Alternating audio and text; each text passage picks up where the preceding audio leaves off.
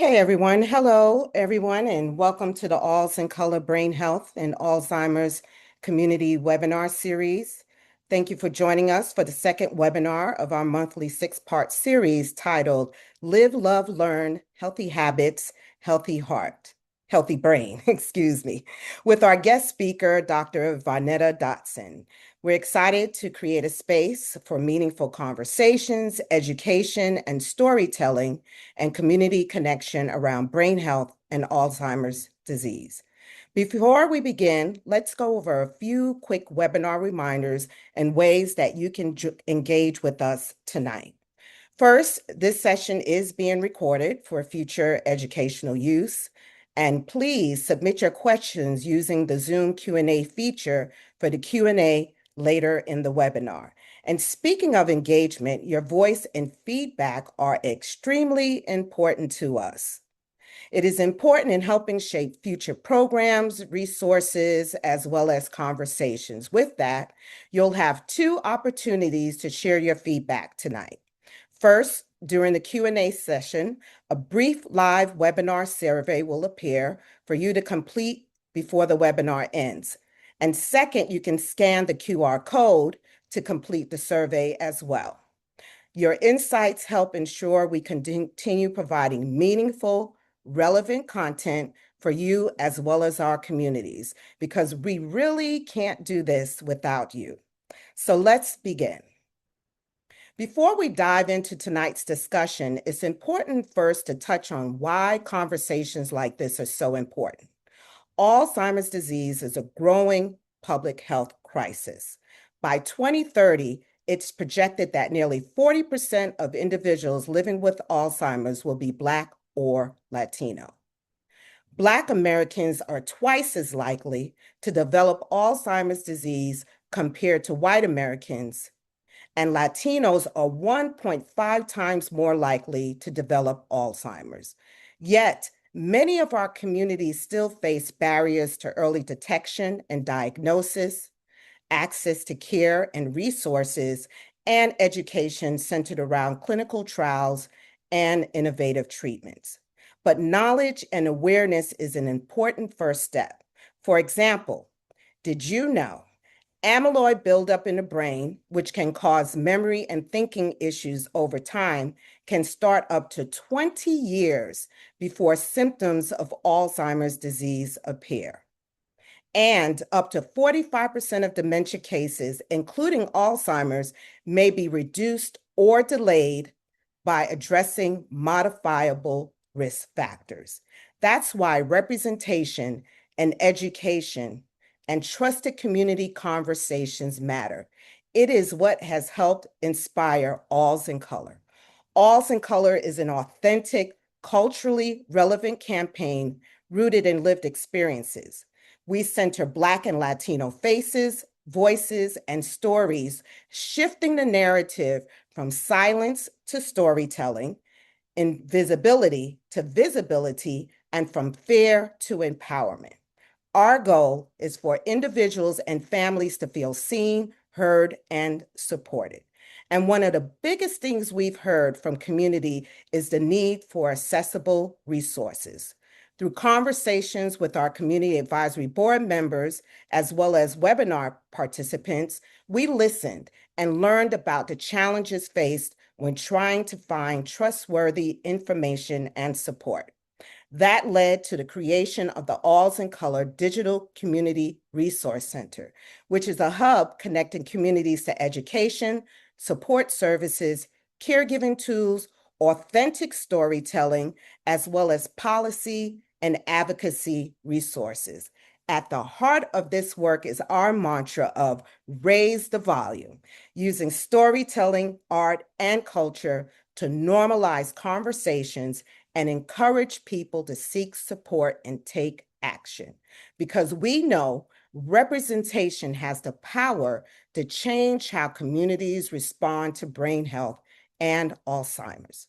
By centering Black and Latino communities through our website, webinars, storytelling, and partnerships, the goal is to help communities first normalize conversations, which is so important.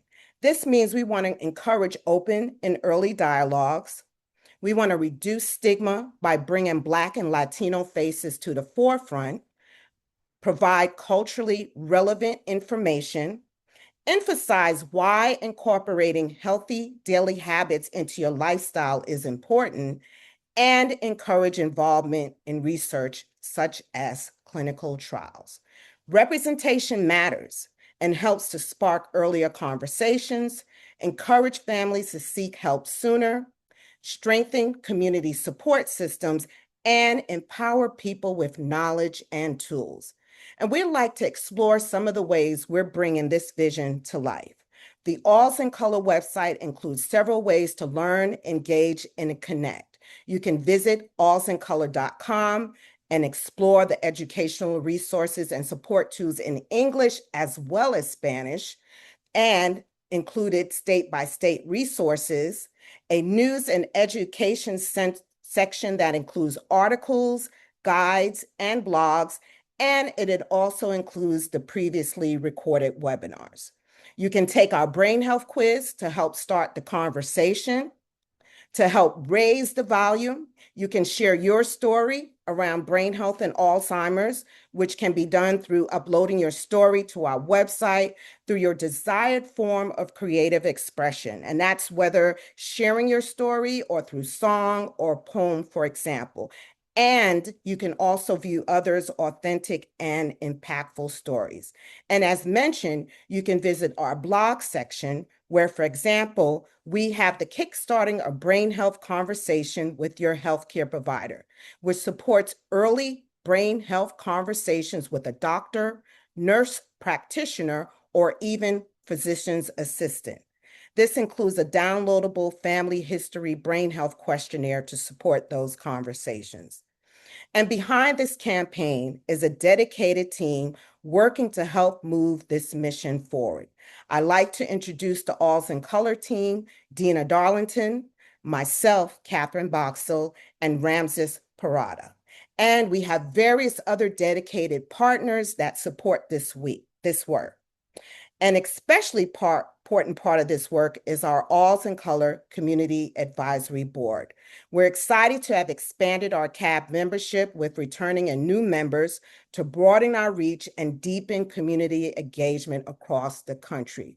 Our CAB members include leaders from faith communities, as well as advocacy, civic, and community-based organizations. They are the lifeline of this campaign in helping us engage communities through churches, civic groups, health fairs, salons, barbershops, and other trusted spaces. We have representation across the U.S., such as Georgia, the D.C. area, California, as well as Kentucky, which helps us continue expanding our impact nationally. And I like our CAB member, Dr. Michelle Jackson, to share about why these types of campaigns are important for supporting community. Welcome, Dr. Jackson.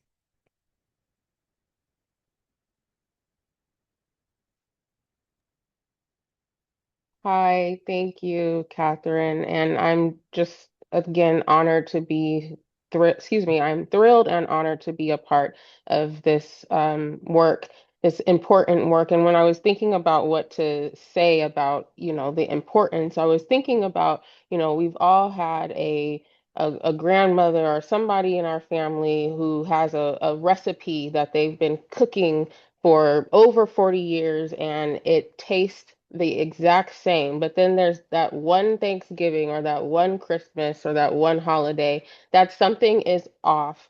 And we usually will chalk it up to age or, maybe they're tired or, something. We just don't know it. And I was thinking, what if it's those signs like that,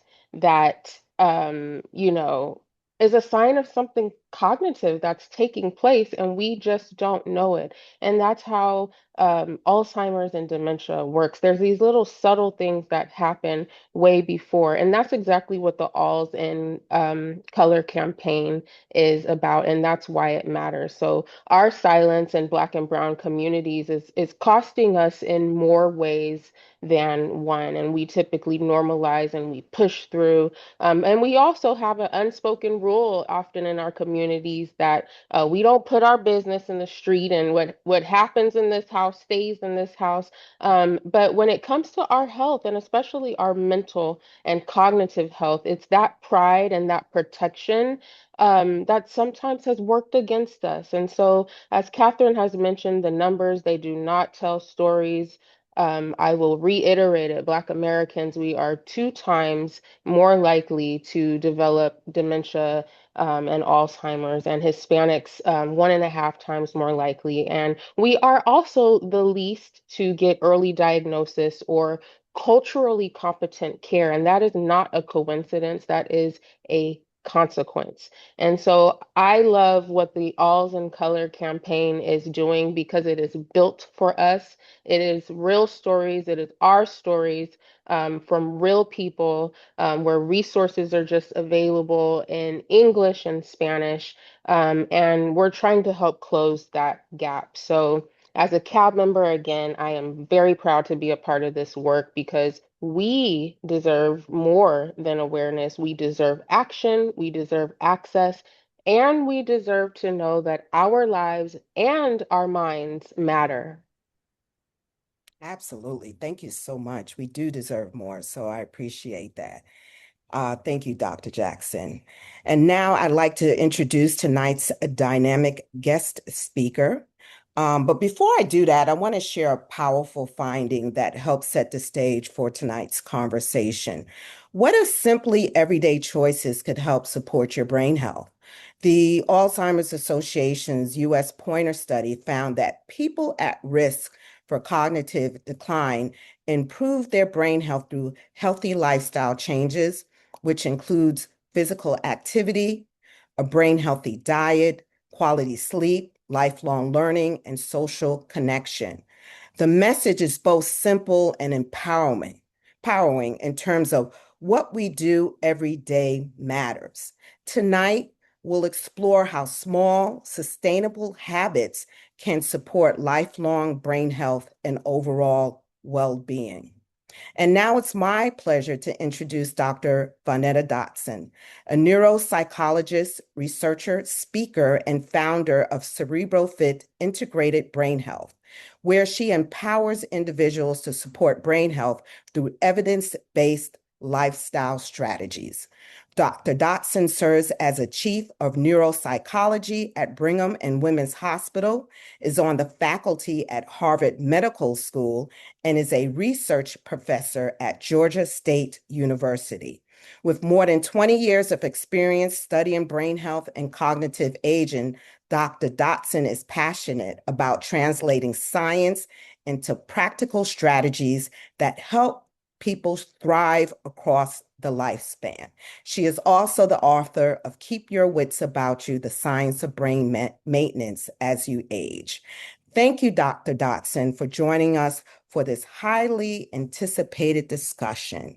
And now we'll just take a moment to switch over to Dr. Dotson's presentation.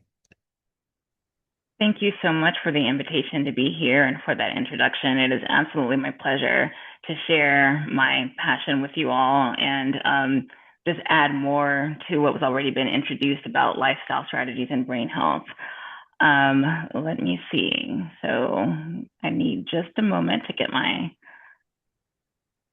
let's do this, desktop. I believe you should be able to see now. Yes. Wonderful. All right, well, I'm going to just jump into it because I'm going to give you a very quick rundown of what science tells us about how the way that you live can affect your brain health. And I want to frame it around the theme of live, love, and learn. And I'll explain what each of those things means as we go through. So before going more into this, I want to at least give a definition of what I think of when I say brain health, because it's a term that is more and more popular now, but I think some people use it in different ways. So first, the brain is the foundation of everything that we do. So how we think, what we feel, how we function every day, all is based on the brain. And so brain health really encompasses a lot. It includes cognitive health, it includes mental health, but it also includes things like sensory functioning, motor functioning, and then this overall behavior. I say this as an introduction in part because I want to make it clear that for me, when I talk about mental health is part of brain health because our mental health is based on how our brain is functioning. Mental health disorders at their very root are caused by brain dysfunction. And so I think that's important when we think about stigma. We know that stigma of mental health, particularly in Black and Brown communities, can still be an issue. But when we see it as part of overall brain health, meaning it's a physical-based condition, then that can help sometimes with thinking about that stigma piece. So I just wanted to give that definition to start. And again, because the brain is behind everything that we do, it's really important to take care of our brain so that we can live fully and so we can age well. So again, you've heard this already in the introduction, how you live affects your brain health. And of course, you're interested in hearing more or you wouldn't be here. So like I said, my themes here are live, love, and learn. So it's a quick overview before diving into more detail. When we think about the live side of brain health, it's living fully through healthy habits. So things like being physically active, eating well, sleeping well is what I'm putting under that category of living as a way of getting to better brain health. The love piece of things is when I think about relationships. So maintaining strong social support, maintaining good relationships, and things like church communities are a huge part of that social connection that is really powerful for brain health. And then learn. We want to keep an active mind. We want to be curious. We want to keep doing new things, trying new things, being active from a cognitive standpoint. And that curiosity, which can include spiritual study as well, is part of brain health. So we're going to get into all of that a little bit more, starting with this idea of living. So we want to live fully. And I love framing brain health in this way because it's a way of thinking of brain health not as a chore of something that you have to do because you're told that it's good for you, but something that you want to do. We all want to live. We all want to live fully. And when we live fully, we can have better brain health. So the first piece of this is movement. So movement of any type truly is medicine. And I refer to movement and not just exercise for a reason, because what research shows us is that anytime you're using energy, you are benefiting your brain. So physical activity is a broad category saying that you're expending energy, you're using your muscles or using some type of power in your body. And that can encompass things like everyday activity.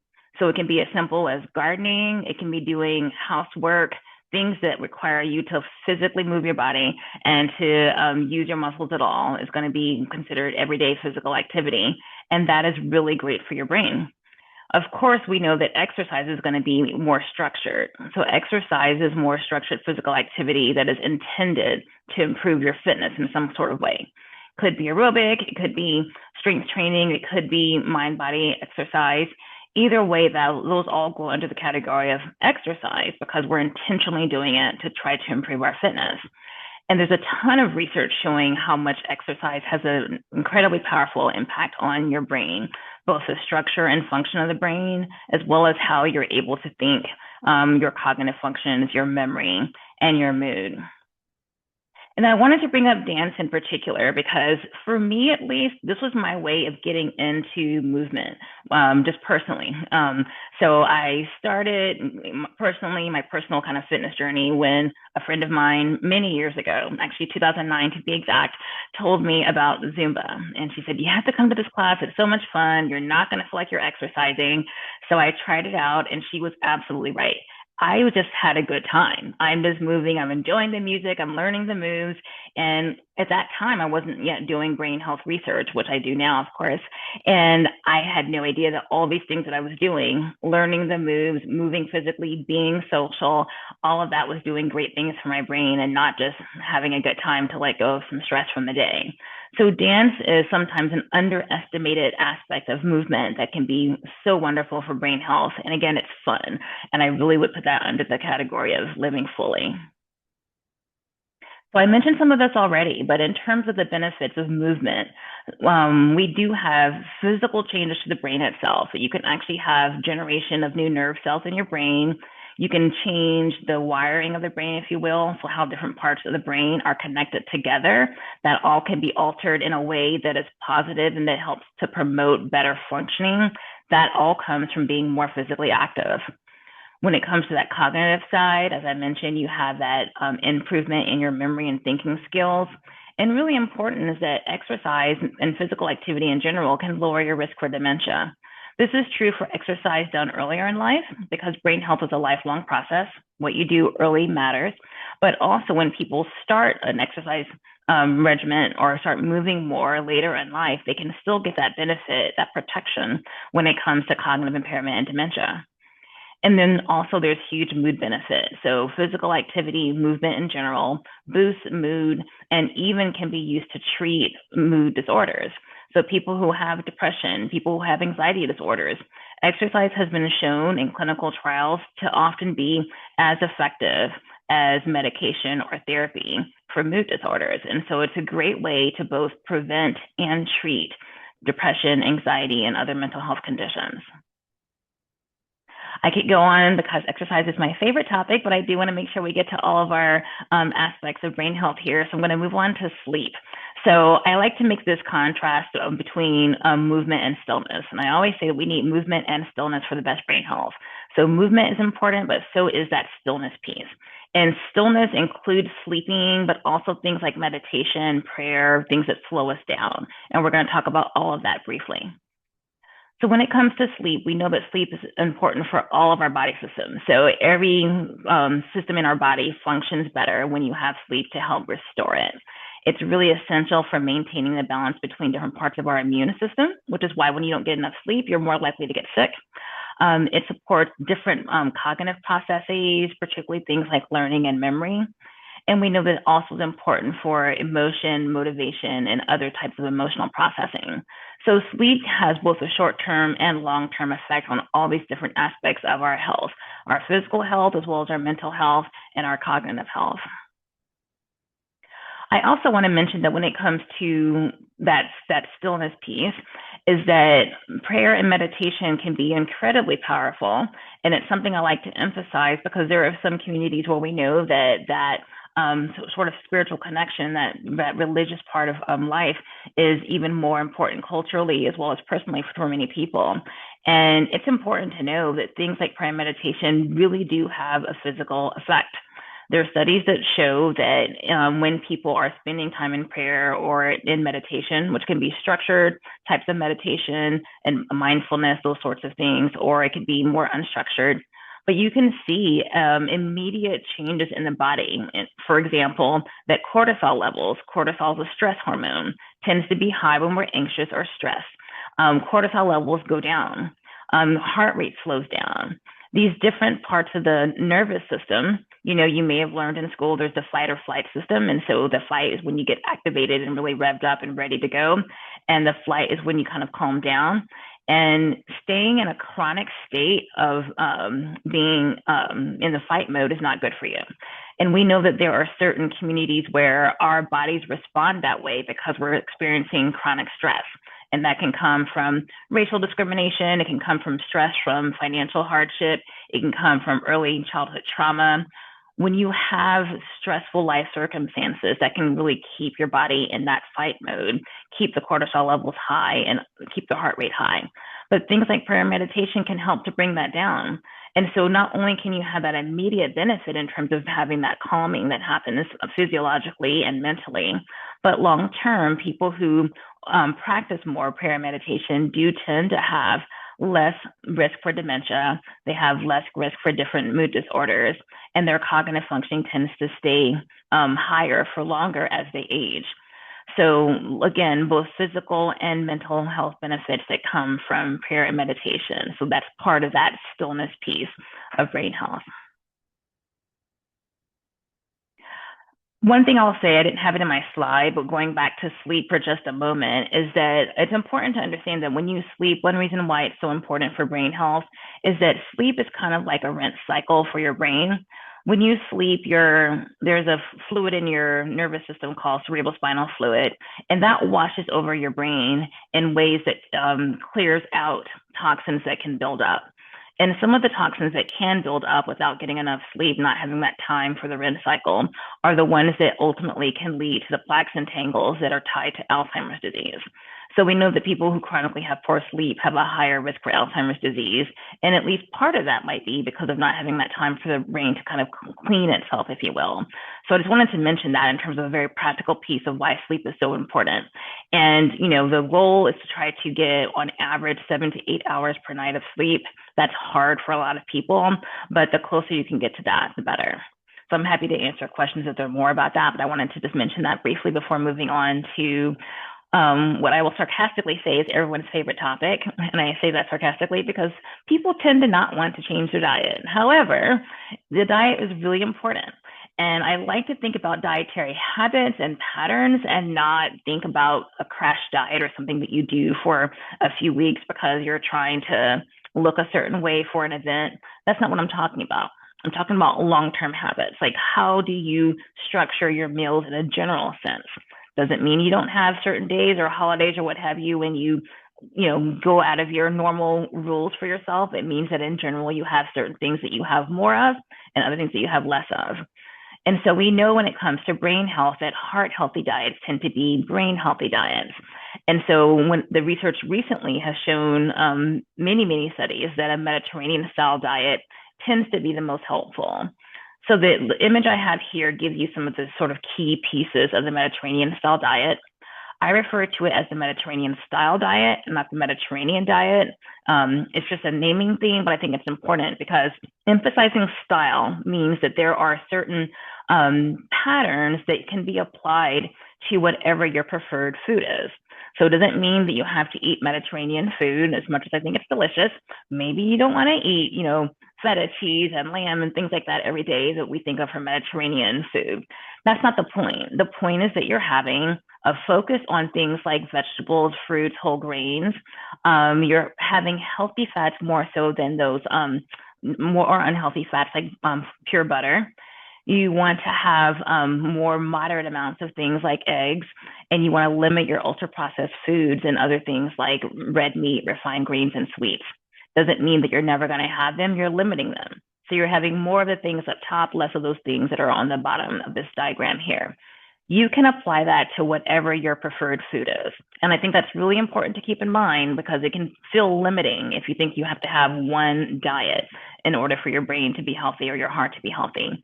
No, you want to have certain habits, certain patterns that you use to choose your food and to make your food. And that's where you get the best benefits. So again, patterns are most important.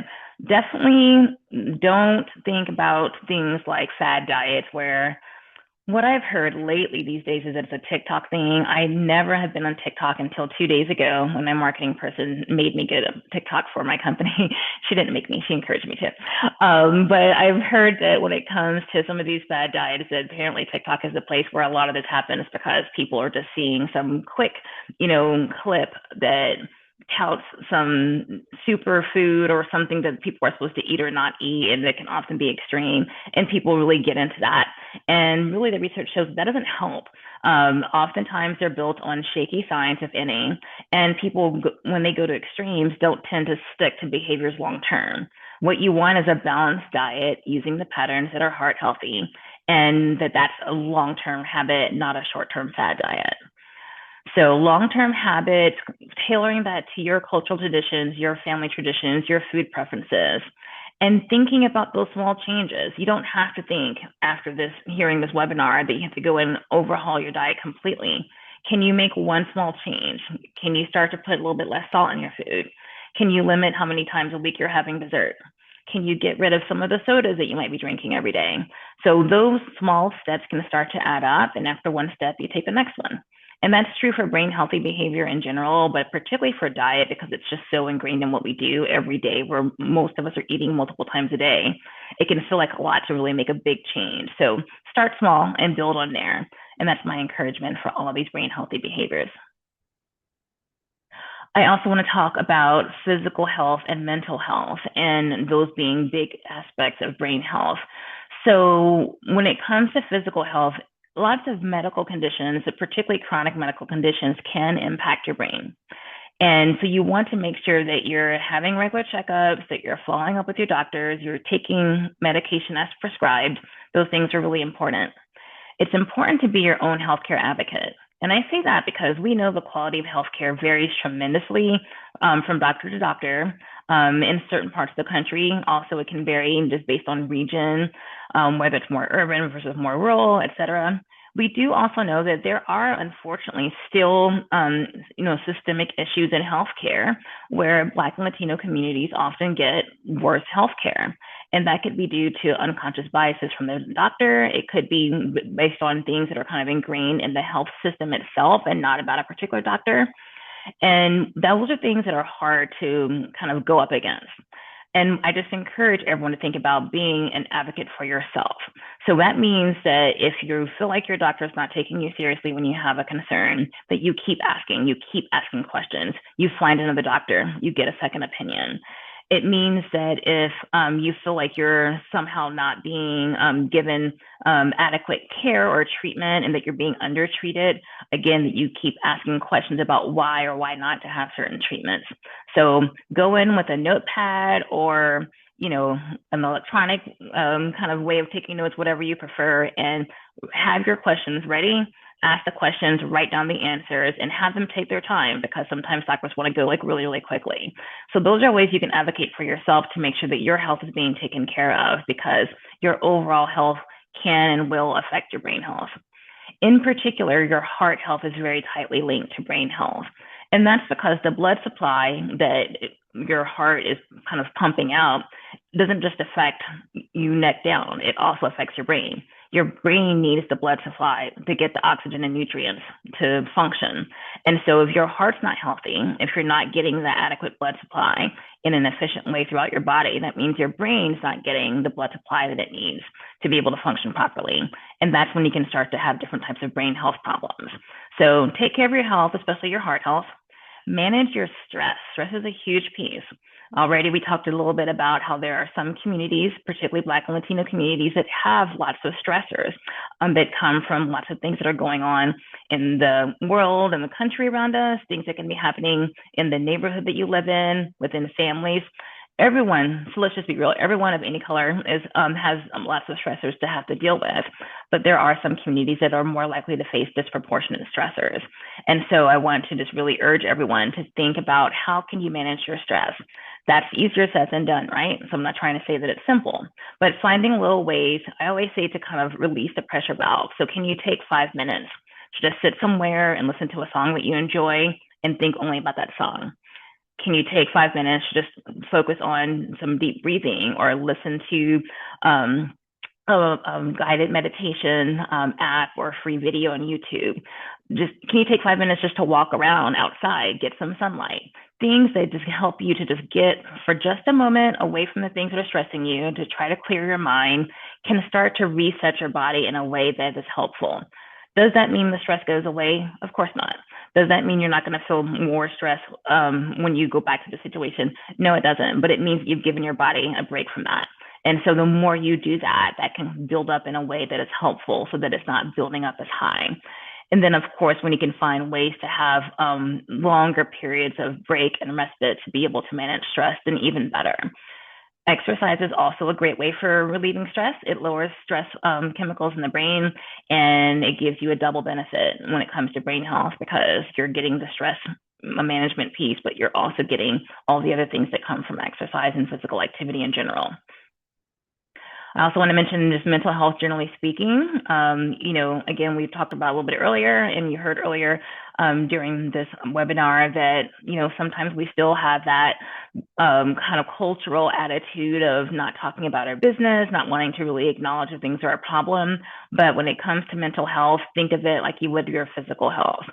So the same way, for example, that if you have diabetes, which is a chronic condition that needs to be managed with sometimes it's lifestyle, sometimes it's medication, sometimes it's both. you might have chronic depression or anxiety or other issues that are also caused by the body not functioning the way that it should. It is exactly the same. So the fact that it's in your mind and not, in the rest of your body doesn't change it, because it all stems from the body itself, in this case, the brain. And so think about trying to destigmatize mental health treatment, acknowledging issues, going to see someone for therapy. If you have something severe, thinking about if medications are an important part of your treatment. And if you don't like the first therapist you try another one, because not all therapists are the same. So you can have someone who you don't click with them, and that's okay. But that doesn't mean you give up on therapy. So I just encourage everyone to think about mental health as being an important part. And then prevention. Prevention is really like my big focus, my big passion is getting people to think about earlier on in life. What can you do from a lifestyle standpoint to lower your risk for Alzheimer's and other types of dementia, to improve your life both now and in the future? And so try to be prevention minded, which is don't wait to have a problem to think about these things, think about them ahead of time. But also know it's never too late to start the brain healthy behaviors. If you are already having problems when it comes to mental health, when it comes to Alzheimer's or some other kind of condition, doesn't mean that you can't start now doing things to help maintain your functioning longer and function at your best, whatever your diagnosis might be. Okay, let's talk about the love piece of things. This is the social part. So I want to talk just really, really briefly about social engagement. So social engagement has to do with how much we interact with other people and have meaningful relationships. And that can lead to a feeling of social connection. So that means you subjectively feel like you're close and connected to other people. And what research shows is that when people feel socially connected, they have better cognitive functioning, they have less age-related brain changes, and overall, they just feel better emotionally. So that social engagement is an important piece of brain health, including the cognitive health piece and the mental health piece. And so you can maintain personal connections in lots of different ways. So giving and receiving social support is huge. And we can get that from our family, from our friends, but also from our church community. For a lot of people, the church community ends up being a big source of strength. And we've known this for many, many years, particularly in the US, just with what Black and brown communities have gone through. The church is often the place to go to kind of get that source of comfort, support, and practical help when it comes to things. So that is a really great source for maintaining social connections and having that sense of closeness and belonging. I also wanted to mention volunteering, because sometimes people kind of underestimate the power of volunteering for feeling socially connected. Oftentimes, volunteering means that you're doing things in groups of people, so you have that social connection. But also, if you're volunteering, that means that you're most likely doing something that is helping another person or another being. Like, let's say if you're volunteering at an animal shelter, you're still helping a living, being. And that ends up leading to feelings of social connectedness, because you're doing something for another living being. So volunteering can be a great way for maintaining personal connections. It's also really great for keeping your mind active, which we will talk about now. So nice transition. So another part of brain health has to do with learning and keeping your mind engaged throughout life. And this is because the principle of use it or lose it absolutely applies to brain health. And this is true throughout our lives. I say over and over again when I give talks that brain health is a lifelong process. So what you do early matters, but what you do even up until the day you die matters. So staying active, staying engaged is an important part of brain health. I will just say really briefly, wasn't planning on saying this, but I am going to talk about this. So I recently lost my 90-year-old grandfather just 2 weeks ago. And I'm bringing this up not to bring up something sad, but I actually want to use it as a good example. He was 90 years old, and up until maybe 2 months before he passed, he was still working. He owned multiple businesses, and he was really into technology. He would text me all the time, and his other grandkids, he'd be on Facebook. It was really, really cute, because a lot of people assume as people get older that they're not going to want to be involved in technology and they're not going to want to learn new things. No, my grandfather was the opposite. And he always had that positive mindset. Even when I texted him for his 90th birthday, he said, "Thank you. I'm planning to live to 100," which I thought was a wonderful thing to say. So even though he didn't get there, I'm convinced that he lived as long as he did and stayed healthy as long because he never let his mind just kind of get into a state of disuse. He always kept active, was always wanting to learn something, always wanting to do something. So I use that as encouragement to you to keep active no matter what your age is. Going back to the slides, what happens early in life does matter. So people who have a higher quality education when they're young can have a bit of an advantage when it comes to setting their brain on a good trajectory when it comes to lifelong brain health.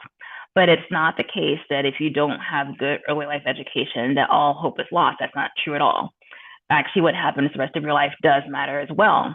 So in adulthood, for example, the kind of job that you have matters. So if you have a job where you're having to learn new things, problem solve, have some flexibility in what you do, that can be really helpful because you have that cognitive engagement at work. But your hobbies also matter. So let's say that your job is maybe not as cognitively taxing, but you can still choose to do things in your leisure time that can affect your brain. And that can be all kinds of fun things. It can be traveling, doing artwork, going to museums. It can be reading. It can be knitting. Anything that's requiring you to learn something, do something, flex your mind, if you will, is really great for your brain. And you can do that at any age. A lot of the things you can do for free. You can mix it up so that you're not just doing the same thing over and over again. You do want to keep challenging your brain, but that part of mental engagement is important throughout life. And so you can do that regardless of what happened earlier in life as a child or in your earlier adulthood. So keep it fresh by having things that are challenging and new that you find engaging and they're fun. And so the picture is here to show you just many of the examples that can be ways of keeping your mind active, including things like singing and either listening to or playing music. And it's never too late to start. So keep in mind that even people who already have dementia can get a mental boost from doing crafts, from singing, from listening to music, and just from doing something other than just letting their mind be inactive. So keep your mind stimulated as an important part of brain health. Okay, so I know I went through all of that fairly quickly. Want to make sure we have time for discussion. So those are the highlights. Those are the main pillars of brain health that many decades of research has shown and that are really emphasized by a number of studies, including the Pointer study that you heard about earlier. I do want to acknowledge that it's one thing to hear all of this, another thing to put it into action. It's difficult. We all have barriers, and that can range from not having enough time, financial constraints, having other resources that are hard to come by. Sometimes culturally, there could be things like the stigma that keeps people from going and taking the next step to get help. And sometimes it's just motivation. We're busy. Life happens. Other things are going on. And so these are things that are common obstacles. And so if you have those obstacles in your life, don't feel bad about it. Just think about ways to kind of move past it. So one thing, for example, can be think about starting small. Like if time is an issue, can you take a brain break? This is how I like calling it. Can you take 5 or 10 minutes and do something that is either kind of relaxing and resetting yourself, or that is active, that you're trying to learn something, that you're moving, or otherwise keeping your brain stimulated? Are there resources that are free or cheap that you can use through your church, from online? There's a lot of time resources in the community that people aren't aware of. So being creative about finding those resources that are economically helpful can really go a long way. Learning about brain health and kind of letting go of stigma are important pieces of this as well. So how do you kind of get past some of those barriers when it comes to feeling like you don't want to talk about it? The more you learn, the more you realize that this is something that you shouldn't be ashamed of if you're having problems with your memory, if you're feeling sad or depressed.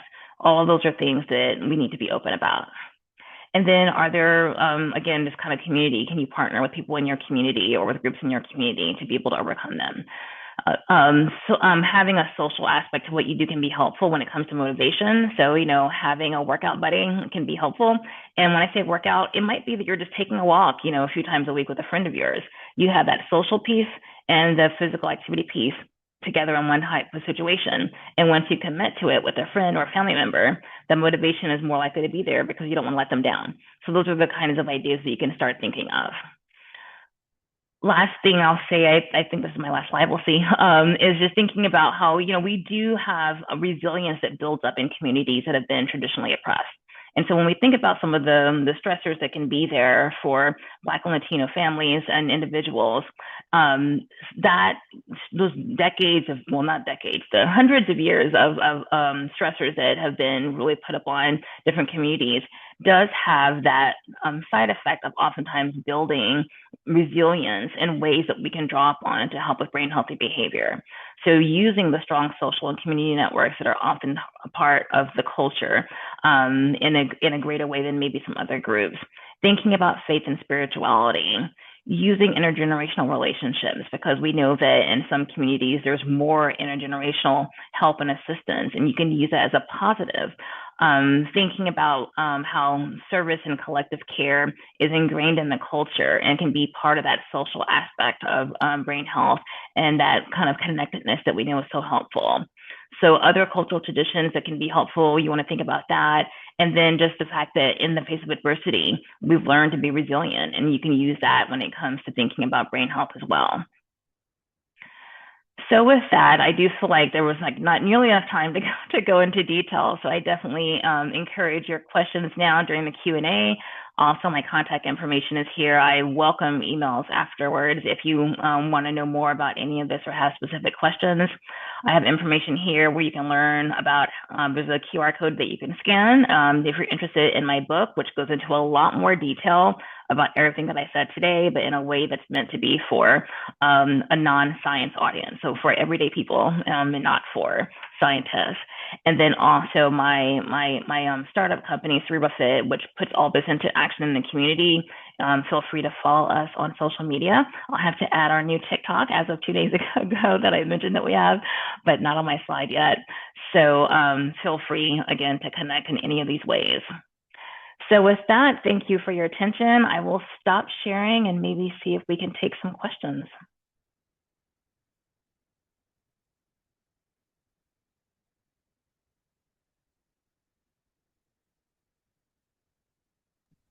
And I appreciate all the reactions. Thank you, Dr. Dotson, for that amazing and informative presentation.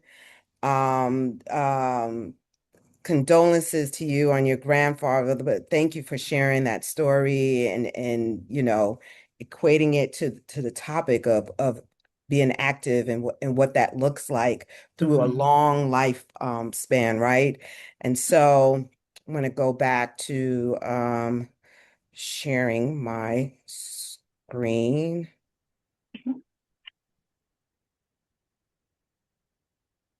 real quick. Hold on one second.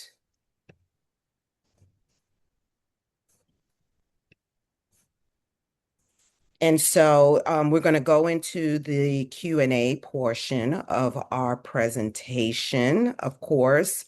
And before we do that, just a quick reminder that we are going to have a brief webinar survey, which is going to appear during the Q&A. So we encourage you all to please just take a moment to participate in the live poll. Of course, we have the QR code if you want to do that, on your phone as well. But we hope you participate in the live poll because your feedback is extremely important. It really helps to shape these webinars, the topics, the resources that we provide, and it really helps to strengthen what we provide to you all and for our communities. And so with that, we will begin with the Q&A. And so Dr. Dotson, one particular question, we talked about the Pointer study a couple of times and just kind of briefly, but for you, how does the Pointer study fit into your expert guidance in brain health and modifiable risk factors? Yeah, to be honest, I was so excited when I saw the results of the Pointer study because I said, oh my goodness, a huge study is confirming what I've been telling people. So it is 100% what I've been, sort of preaching for many, many years now. I think it is an excellent example of having really, really solid data, strong data, and a large sample, including a diverse sample. I mean, I actually have been consulting with Dr. Lamont Williams, who helped the Pointer study to have more diversity in that sample, which doesn't always happen in research. So I thought that it was an exciting way of really demonstrating the power of lifestyle behaviors. It is absolutely consistent with the things that we talked about today and with the recommendations I give to all of my patients when I see them, whether they have dementia or not, or some other kind of condition. These are things that we know can be so helpful. So I think it absolutely fits with this presentation and with things that people like myself have been really encouraging people to do for many years. Awesome. Thank you. Thank you so much. So there's two questions here that are similar. Joe asked, does it matter if the sleep is not continuous, meaning 5 hours at night or 2 hours during the day? And then the second question was Deborah Stroman, who said, I've heard mixed recommendations for sleep. One professional said avoid naps, meaning don't interrupt your consistent night sleep pattern. Another said, take naps, listen to your body. Please advise. Those are really great questions. And I've also heard those conflicting sorts of recommendations. So it seems like, at least according to some recent studies that have come out, that ideally the sleep is continuous. However, if it is fragmented, it is better to kind of make up for not getting that sleep than to not do it. So if you only get 5 hours of sleep at night, you're missing that ideal 7 to 8 hours. Getting that the rest of that sleep later on is still better than not having it at all. So in that sense, yes, you can have it fragmented and still get a benefit, even if not quite as ideal as having it continuous. The nap thing is sort of complicated. I think if someone's having sleep problems and they're not getting to sleep at night, then actually it is a good idea to avoid the nap so that you can try to be sleepier at night. But if it's a situation where you're having a nap because of not getting enough sleep before, it's about the timing. You don't want to do it too late in the day, but it might actually be beneficial.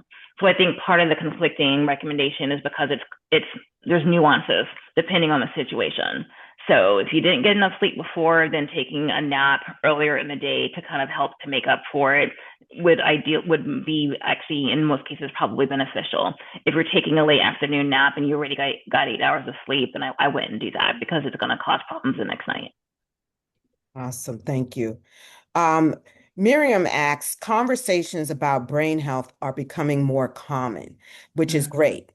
Mm-hmm. Is this emphasis on lifestyle change and embracing modifiable dementia risk factors filtering down to the younger generations through school programs or other platforms? I love that question so much. Me too. And so I would say not as much as it should, but I'm starting to see it. And the question is, the timing is just really sort of uncanny because just last week, I talked with a school system here in the Atlanta area about potentially doing an after school program that's centered on brain health in children. And I am so excited. Even though my expertise has been in aging for many years, since grad school, I keep going earlier and earlier in life because brain health is a lifelong process. Absolutely. And we have team members at CerebroFit that work with kids that we can all kind of collaborate together. So the fact that there was even an interest, they reached out to me. I said, yes, okay, people are thinking about kids. So not happening enough, but starting to happen at least in some places. But that's such a great question. Thank you Yeah, for it is that. a great question. And one thing that, targeting the younger generation is extremely important, even those like in their 20s and 30s as well. And one thing that we are doing with our campaign, I'd encourage people to visit our story wall on our website, as well as our social media campaigns platforms, because we've been engaging with influencers on a number of campaigns, and they are younger and they are speaking to the experiences that they are having in their families with their abuela or other family members, and then what they are doing for their brain health as a result of it. And this is coming from people who are in their 20s and 30s. So That's It amazing. is a great question. Um, Stephanie had a question as an aneurysm survivor. Stephanie, Mm. what I'm going to do is I'm going to connect you with Dr. Dotson separately because her response might need be a bit more detailed than we can cover during this webinar for that. Gregory said, how is CSF related to sleep? I was interested in that. Yes, CSF is cerebral spinal fluid. So it's the fluid within your brain and spinal cord, around your brain and spinal cord, and within your brain that cushions the brain so that it's not hitting up against the skull. And so, in addition to having that kind of cushioning factor, there was other aspects of cerebral spinal fluid. There was a really, really fascinating study done, I want to say 2019, where the researchers were able to actually put a tracer within the cerebral spinal fluid and then do brain scans while people were sleeping. And we're able to kind of see and visualize how the CSF was washing over the brain in waves during sleep, particularly during deep sleep. And what they somehow got these research participants to let them do a spinal tap, which is very painful if you haven't had it done. And they were able to do that kind of before and after sleep. And what they saw is that the cerebral spinal fluid was full of toxins after, right when they woke up, meaning that during sleep, it was clearing out these toxins from the brain. And so it's one way of really showing how your brain is really getting a rinse cycle, is the best way I can explain it, when you're sleeping. And it's because the cerebral spinal fluid is doing that job of cleansing the brain. So you want to have that time for that rinse cycle to happen when you're sleeping. Great, thank you. We have time for one or two more questions. Mary asked if you have a history of not getting a lot of getting a lot of sleep and you are older, can you get to the point where it's too late to do corrective action to reverse any damage to the brain health? Never too late to do corrective action, because what that means, when I say that, it doesn't mean that you can always reverse what was done. It means that doing healthy behaviors maximizes your functioning wherever you are. And so never too late to try to do the things that are, whether it be getting more sleep, getting more exercise, all the brain healthy things that we know can be helpful. It's never too late to start, because if nothing else, you can sometimes stabilize your functioning or lower the risk for further decline, or the rate of decline can be slower. Awesome. And one more question real quick. It was dementia runs in my family. My mother, grandmother, and two of my aunts have it. I'm 60 and have one copy of the APOE4 gene. How do I prevent dementia from happening to me? That's a great question. So we have no guaranteed way to prevent, but we have a way to reduce risk. And I always want to be careful about that, which is that you can get the best bet for lowering your risk by having the brain healthy behaviors.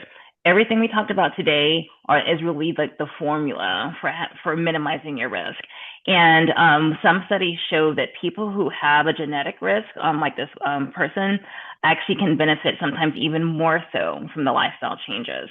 And so it's actually, now's the time to do it. Like, it's the time to kind of take that seriously, because you might get an even bigger benefit than someone who doesn't have that risk. So all the healthy lifestyle choices, that's going to give you your best bet to lower your risk as much as possible. Awesome. Thank you so much, Dr. Dotson. This has been amazing. We really appreciate you joining us. I love the what is it? Live fully, love deeply, and learn always. Those are wonderful, wonderful, short but simple ways to live life and being mindful of brain health. So we really appreciate you and thank you for joining us for this evening. My And pleasure. so, yeah, and so I just want to share, we want to share that a natural progression of discussing brain health is the benefits of early detection. And what if you or a loved one are experiencing memory changes? And what does that look like? And what can you do next? So we hope you'll continue this journey with us by joining us Thursday, July 23rd, with our guest speaker, Dr. Charles Wyndon. This session will explore the importance of recognizing early signs of cognitive change, the benefits of timely evaluation and diagnosis, and how early detection can help individuals and families access treatments, support, and planning sources sooner. And so next week, expect to receive those registration details. And so again, finally, thank you all for joining us tonight, being part of this important conversation. We encourage you to visit AlzInColor.com, follow and share our English and Spanish language social media platforms, and continue raising awareness in your families and communities, because together we can raise the volume and change the narrative around brain health and Alzheimer's disease and ensure no one faces this journey alone. And look out for our follow-up email where we'll share the webinar recording and additional resources that you can revisit, as well as encourage to share with others. And so have a wonderful rest of the evening and week. And thank you again so much for joining us.